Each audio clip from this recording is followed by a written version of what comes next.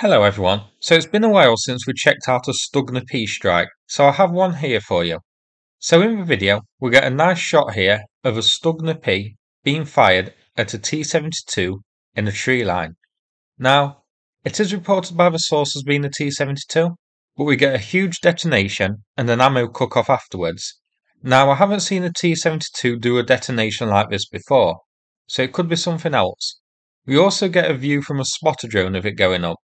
Unfortunately, there's so much smoke we can't see exactly what it is.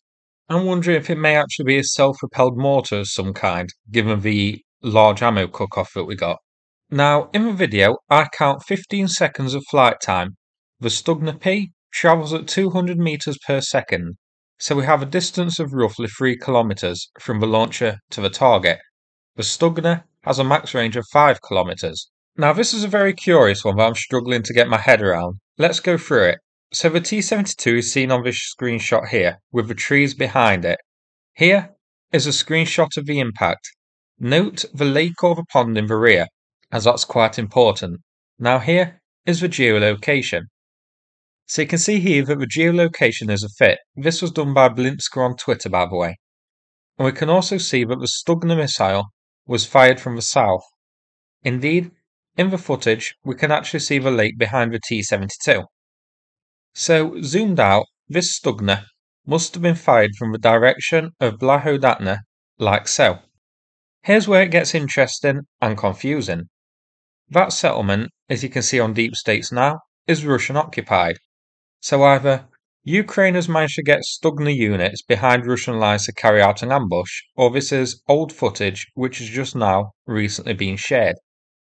I do find it hard to imagine a Stugna being transported this far behind Russian lines, so this has to be old footage. However, there's a few weird things about that theory as well.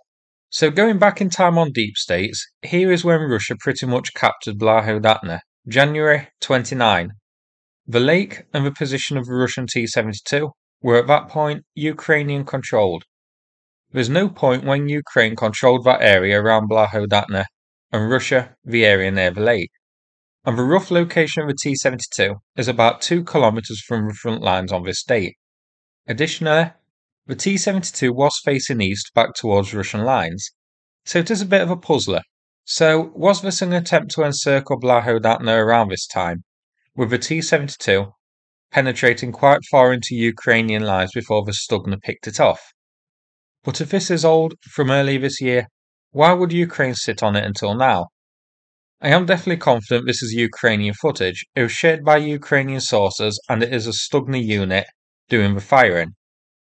Going back to this photo here as well, this doesn't look like an incident from January, going by the weather and the terrain. Remember, January would be the middle of winter. I'm no expert on weather, but this photo, it doesn't look like it was taken in the middle of winter, and I may be wrong there of course. But this is certainly a bit of a puzzling one. I'd love to hear your thoughts. I'm pretty sure the geolocation is correct. You can see the little pond which matches the map. We can also see on the video that the pond is behind the tank. So that's it for this video. Before we finish, a quick mention about the ongoing fundraiser with Rebirth Energy to buy 2 Volkswagen minibuses for Ukraine. The donation link is in the description. Thanks very much and take care everybody.